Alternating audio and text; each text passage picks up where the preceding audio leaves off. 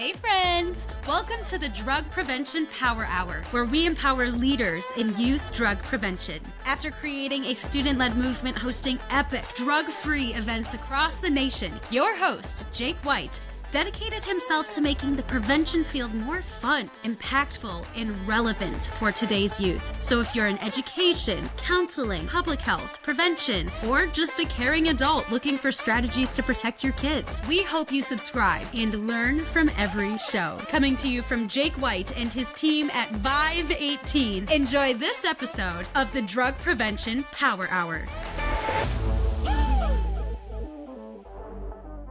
Welcome back to another episode of the Drug Prevention Power Hour. I'm your host, Jake White, and if you haven't realized it so far, the Power Hour actually lasts a half hour. You're welcome. You get an hour worth of content in a half hour because that's how we like to do it. And before we get started and meet our next guest, I need to let y'all know there are a couple spots open for the Vive 18 conference. So if you've got some youth that want to ignite a new prevention club, or you're trying to train up your student leaders, you can still get some spots, some last minute spots for our event in Phoenix. And of course, the cruise is coming up in April. And we do have a call for proposals out there if you want to lead a session, or if you just want to sign up and enjoy this amazing conference on a cruise ship, get your CEUs and change the world. We'd love to see you there. Go to preventioncruise.net. Now, meeting our awesome guest today, this is Ashlee Boothe. And actually, it's Dr. Ashlee Boothe. She is so fun. She's doing incredible work, and she coordinates the state and federal grants for her school district out in Texas. So Ashlee, let me welcome you to the show. Would you do me the honor of just introducing yourself and telling us a little bit of personal info about you? Sure. Jake and I met through school, obviously. I had him come out with Vive 18, spoke to our students, and I felt like we had an amazing connection talking about prevention and the culture that we were having in Barbers Hill. And so Jake invited me to come on today. As he said, I work with federal programs in Barbers Hill. I also do a couple of other different things, work for Texas A&M and Stephen F. Austin teaching, and then wrote a couple of books. I think we'll talk about that in a little bit later too. But that's a little bit about me. I teach principal education classes, so teachers that are going to get their principal certification, and they have to take all the certification classes. Plus, I do some of the master's classes that go with that for their master's program. Okay, awesome. And now it's coming back too, because you were kind of pulled into that world and didn't really want to go, but you did a great job, and one of your mentors saw some potential in you. Yes. So now you're actually teaching it at colleges. That's amazing. Yes, I love it. I love connecting with more people and just breathing life more into teacher leaders, principals who are going to be working with teachers and students, in the classes every day. Okay, I have to ask you before we get into your story, because Trevor from our team got to go work with your students. Tomas got to work with your students, and I got to work with your students. And there's something special about your campus, and you might know what it is because you're there, you're building the culture together, like you see it. But from the outside coming in, if I could describe it, it's like if a school was run by Disney World, where everyone was so happy to be there. Every employee was on the same page. They were patient. They were kind. They were glad to be at work that day. They were connecting with each other. And as a guest, I felt it. Well, Jake, and you also have big ambitions too. So can you tell us a little bit about what is so special about what y'all are doing?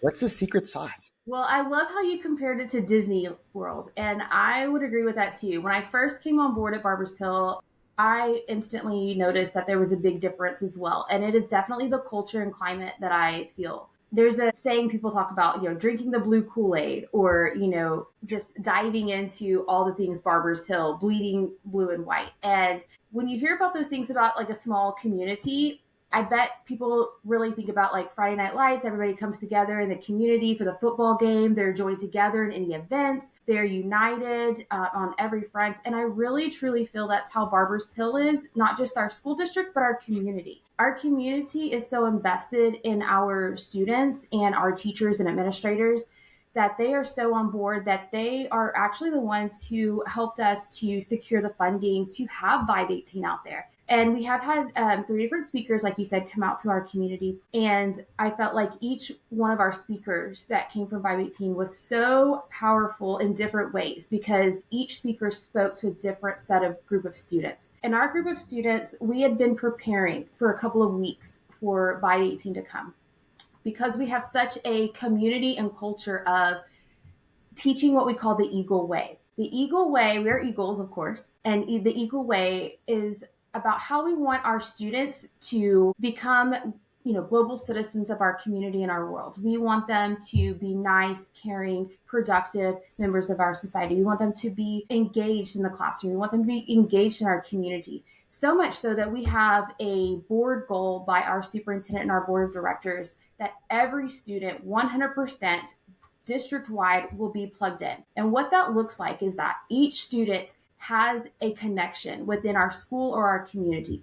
Maybe they're in band, orchestra, choir, they're on drill team, they're in athletics, they do something in the community with their church, or maybe they are involved in our youth soccer league. We have a huge youth soccer league. We want to make sure that our kids are plugged in so they feel like they're connected to the community around them, that they feel that they are a part of something bigger than themselves, and that they feel like they know where they're going for their next step in their life as they move forward. And that, to me, speaks volumes about our school district and our community. I've never been at a place, like you said, that felt like Barbers Hill does. It's a different kind of feel. And for my own personal children that I have attending Barbers Hill, I feel like it was the best decision I ever made. There is just something different about Barbers Hill, like you said. Wow. And it was when you mentioned the communities gathering around the schools, you mentioned specifically was it the Chamber of Commerce? Yes, the Chamber.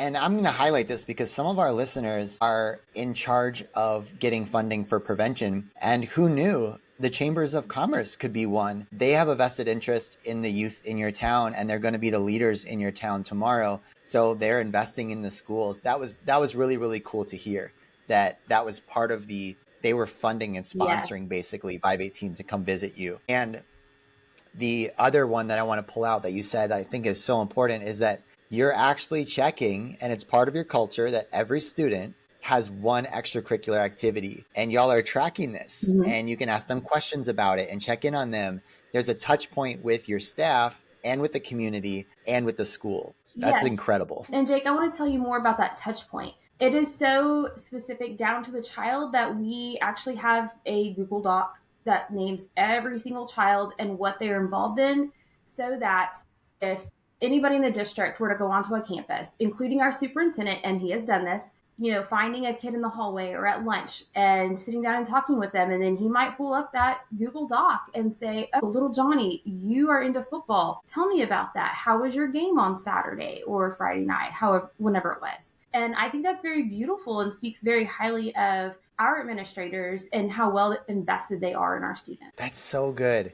And if y'all have heard of the 40 developmental assets, that we did an episode probably a couple months back, but being plugged into your community is a huge protective factor, and it determines success, and it repels the risky behaviors, that we're trying to repel. So it's cool to see a culture built around this, and the tangible thing, how cool. It's one Google document. The power of that document in a student's life is they feel seen and heard and cared for, and they know that they belong there. Oh, I'm getting chills from a Google document. This is so cool. Ashlee, let's talk a little bit about you. Let's start with your story, because I'm curious how you became passionate about this stuff and what makes you you. Yeah. So, my personal story is a lot like some of my students that I've taught in the past, or some that I've counseled in my office as an administrator. A lot of students would tell me, "Oh, you look like you grew up in the country club. You were very privileged." And it's not the case. And so my story, I actually grew up homeless for a short period of time. I had a mom that unfortunately did not graduate high school. My father did not graduate high school.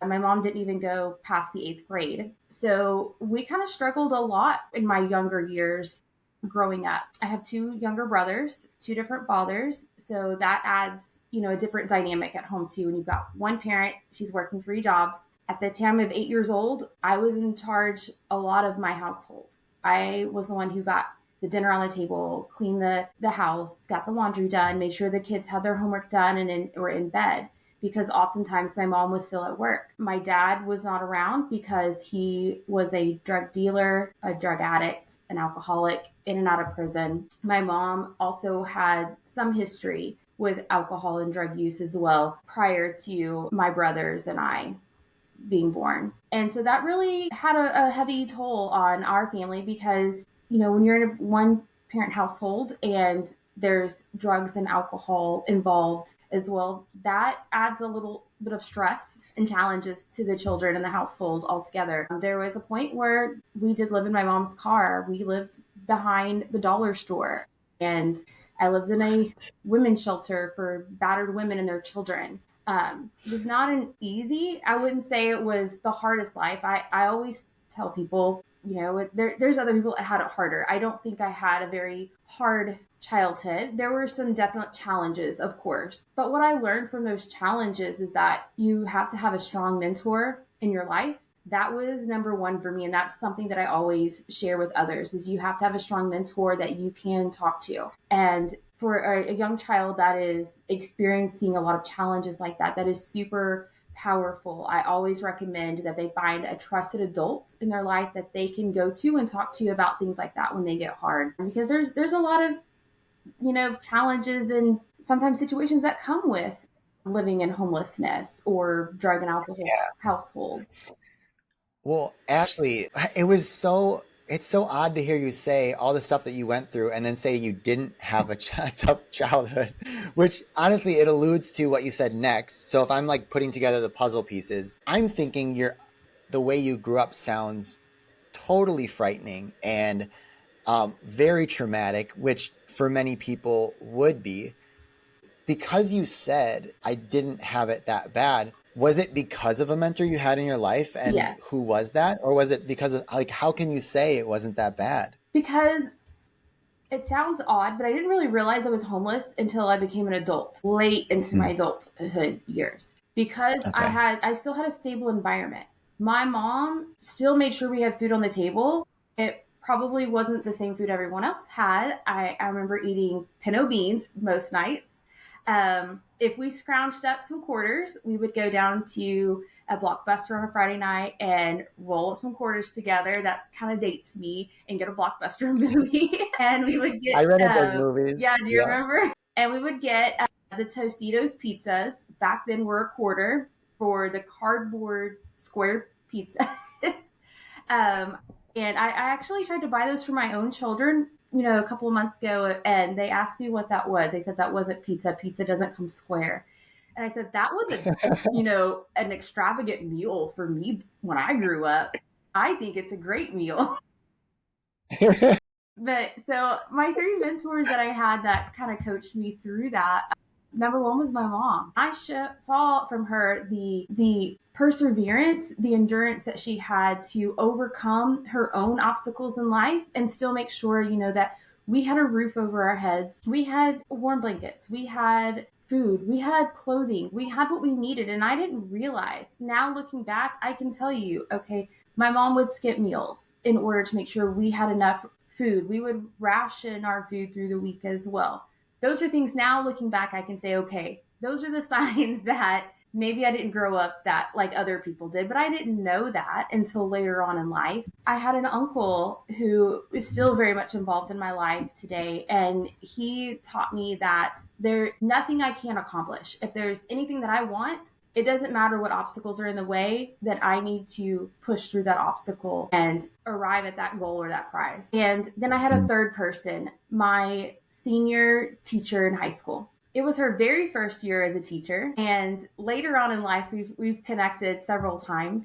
Come to find out, she said she was struggling so much that year, and I credit so much of what I did in college and into my adult life from what I learned from that classroom from her. Just presented it was nutrition class. She presented it in such a fun and engaging way that I felt so connected to that. And then I later took those same classes in college and then ended up majoring in food and nutrition because of that love that she had instilled in me as a senior in high school. Now she tells the story that she was just trying to survive her first year of teaching. And who was she to influence an 18-year-old in high school? But yes, Wow. it's just, Dang. So you never know who you're influencing. Like she thought she was struggling just to stay yeah, afloat in that class and she was changing your life. yeah, Wow. That's really cool, Ashlee. The fact that your mom played such a vital role, an uncle and a teacher, kind of shows us as a community of there were all these things happening around you that as the world we would paint them as negative for sure, but that you had that stability that you could be kind of blinded to it. You're like, oh no, this is just my life right now. And I have what I need yeah. and I'm getting to go to school and learn and all those things. That's really inspiring in itself. Like your story is very, very inspiring. How, because today you went from getting involved in education, which remind me of your first job because it wasn't being a principal. No, I did start off as teaching. So I Okay. got my degree in food and nutrition, and then I went back my first year of teaching and also worked on my teaching certificate and master's program at the same time. So yeah, my Okay. first year was crazy as well. And it sounds like you love learning. Like I do. you love I getting do. new I info. love learning and growing and just soaking up any knowledge that I can. And that's what I try to teach my own children and students that I work with too, is that you should never stop learning, always take in that knowledge and whatever topic you're interested in. Oh, that's great. Well, I would love to dive into that because whenever I meet someone who, I mean, obviously, I'm like, I could learn something from you. Of course. That's usually why I love hosting this podcast, is I always love learning new things. And then I'm always thinking, what's an actionable step that we could take today to implement something that we learned? So let's start. You've published a book or a couple books? 2 books, yes. 2 books. Okay, let's hear. What are your 2 books about? And then I'm gonna put you on the spot. I'll ask you some Okay. questions about them. All right. So my first one is not related to the podcast at all. It is called Model Classrooms. It is a teaching book. And so that one is just about creating model classrooms, model exemplar teacher classrooms for other teachers to come in and observe. And then my other one is more about my background in and growing up, overcoming adversity. It's called Strong Overcoming Adversity. It's the story of actually 4 different stories, myself and 3 other teacher educators who had powerful stories of growing up, overcoming adversity, and then talking about how that made an impact on their life and how we believe that that should influence teachers interacting with students. So the big thing I talk about is mentorship and making sure that you have built that relationship with your student. Okay. All right, let's dive into those. Okay. I'm actually probably going to go in order. So, model classrooms. You clarified it a little bit, but I'm still a little Okay. confused. The word model classrooms, I'm thinking of like, oh, this is a model to follow. If I'm a teacher Mhm. or I'm facilitating a group, I'm going to learn how to do that better through your book. Yes. So it's a long process. So we set up a team from the district and we decide what are our focus areas that we want. Maybe we're really struggling in classroom management or we want to increase our reading scores. And then we decide, okay, how are we going to do that? What are our pillars of success or what are our focus areas? And then we put out, there's some other steps in between, but we put out an all call for who wants to apply to become this model classroom teacher. And then we do some training with them and eventually we get them into, they have their classroom. We have other teachers come in and do observations on them. And it's very specific. So if it's classroom management that they're looking for, they go into the classroom with that lens only. We're not looking at how we're teaching the content, instructional strategies. It is just that classroom management piece. Or maybe it's building relationships. How are we connecting with the students in the classroom? And then we do a follow-up with that teacher. Okay, what did you observe in the classroom and how can you immediately implement that into your classroom? And then we set up a 2-week time that we come back into that teacher's classroom because we want to see her implementing that strategy or that building relationships, whatever we've asked or tasked her with. And so that's the premises of model classrooms is that it's real-time experiential learning, which is very different than what teachers normally do. We normally get all of our professional development in the summertime when we're off, and then we go back a few months later and we may have forgotten, or we're not really jazzed up maybe as much about it as we were when we went to PD. So this way it's continuous professional development throughout the school year. Okay, that sounds fascinating. You got to be a part of, I mean, obviously, if you wrote this book about it, you got to see this in action quite a bit. Yeah. What do you think are maybe 1 to 3 things that you've seen? Hey, I've seen teachers really excel when they do this, or facilitators, because the people listening to this podcast are either in education or they go into schools to implement a curriculum or something like that. And we could help with some classroom management skills and things like that. So do you have any quick tips for us that we could get a little better? Quick tips for classroom management specifically? Okay, so quick tips, I would say you have to make your classroom inviting, and that starts with being at the door, greeting your students, knowing who they are when they come in. That's a good check-in and check-out process for the students too. You can tell right away if little Johnny is going to be in a bad mood, or if something happened the night before, maybe he didn't sleep well, by the way that they enter your classroom. So that is one thing I always encourage my teachers to do, is be greeting their students at the door.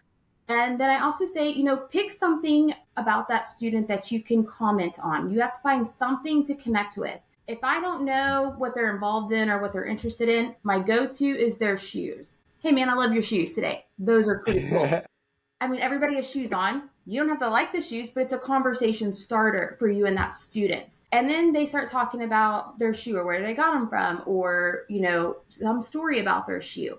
It's just an entry point. So I like to use that as a way of connecting with the students. I always tell my teachers to find out what they're interested in.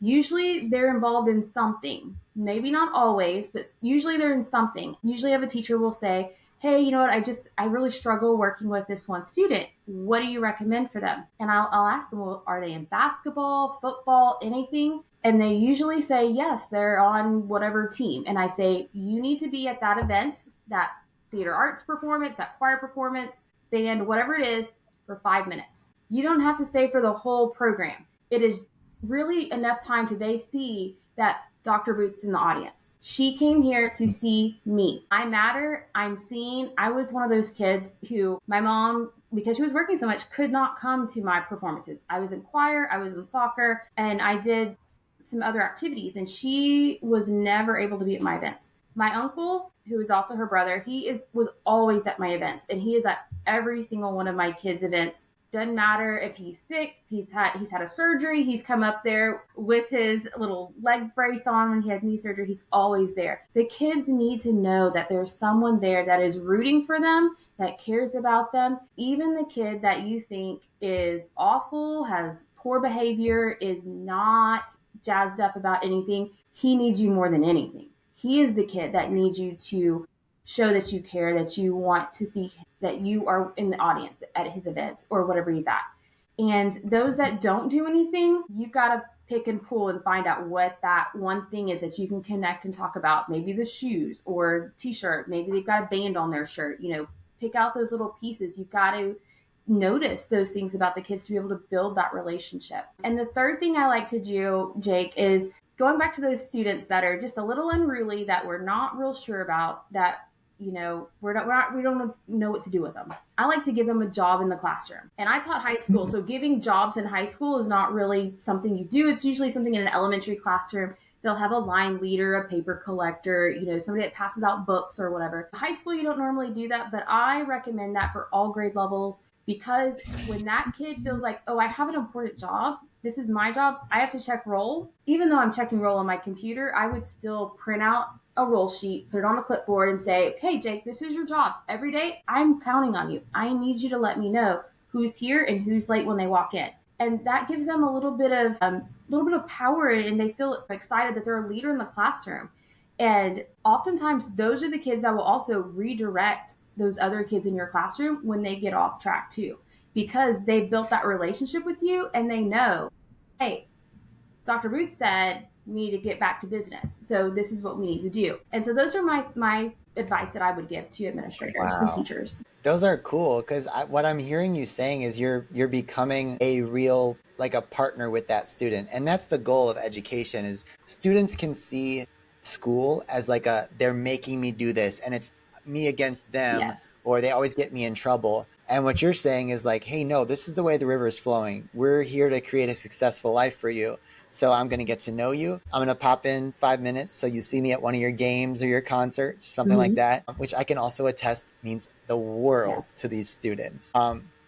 And that you can give them roles. And I love that last one too, of giving them a role, because this is the stuff that builds their confidence Yes. and builds that rapport between you two. And if maybe I didn't get a lot of opportunities because I'm the one who comes into class grumpy and I just had to deal with this at home, but man, at least Dr. Ashlee thinks that I'm good enough to fulfill this role for Yeah. her.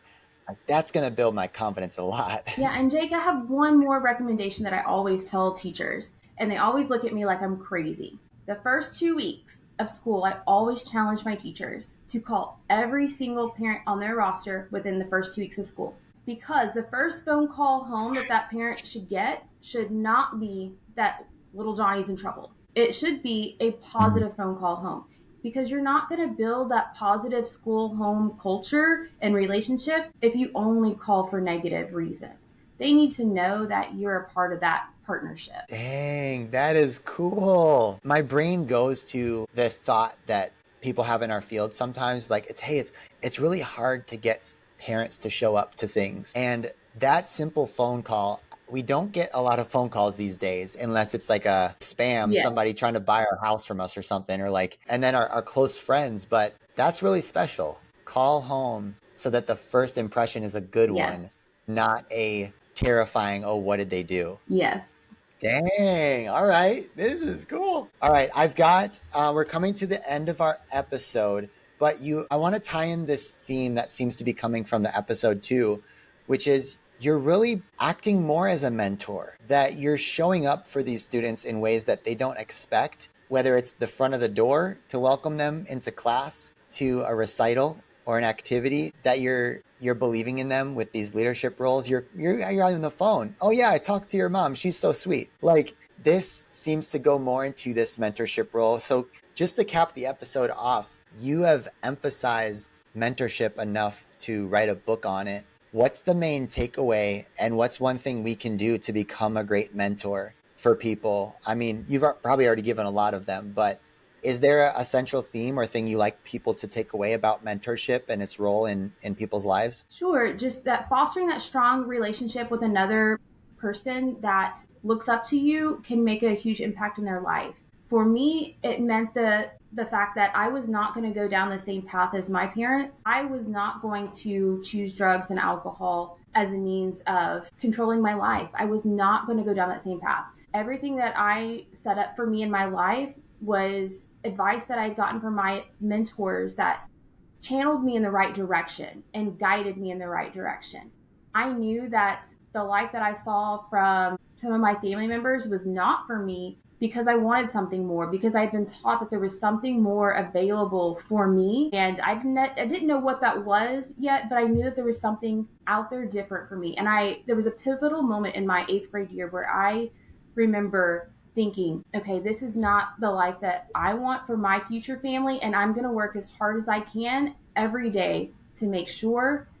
And I'm going to lean into these 3 key people in my life because they have poured into me. And I didn't know that at the time that I was going to become a teacher and administrator and be able to use this experience when I spoke with students and teachers. And when the first time I became an assistant principal and I had my first student in my office, that's when it became full circle. And I realized, okay, this is why these obstacles and challenges happened to me in my life. This is why these people were placed in my life, so that I would be able to have the same influence on others in my office and in my campus. Because I think you're so correct, is that we don't understand the power that we have in someone's life. And what I love about your story is you took that pain and now you're using it for a purpose to help others. And I'm a big fan of getting coaching and basically mentorship, right?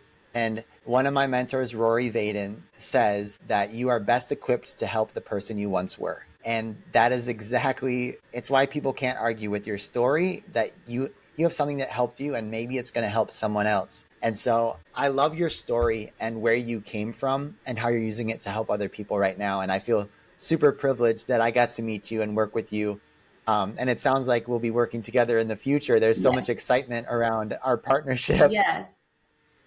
It's going to be a blast. And I just want to thank you for being who you are and for giving me some of your time too to be on the show today. Absolutely. Thank you for having me on today. Of course. And for everyone listening, listen, you are making a big difference. Dr. Ashlee is just one example of what one positive mentor can do in your life. And today, she's an author, she's an administrator, she's influenced countless students. And I can tell from meeting her, like, she loves her life. And that is not by accident. That's by the support that she's received, even under negative circumstances, some would argue. So I just want to lean in and say, for everyone listening, keep up the great work, whether you're in prevention or education or all of the above, or you're a caring parent, and ask yourself, what can you do this week? Maybe it's calling a parent that you haven't connected with.